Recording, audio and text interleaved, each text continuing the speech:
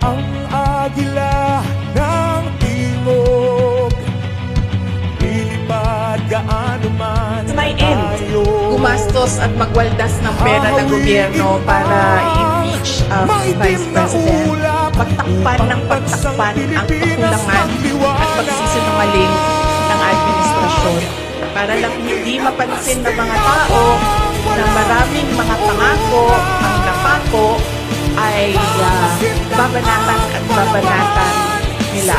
Really believe that we have reached the point of no return. They are really going after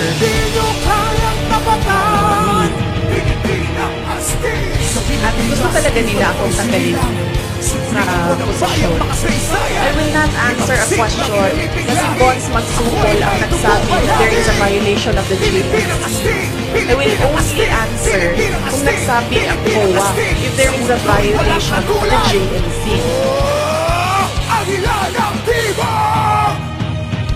Matapang walang inuurungan, nakakasindang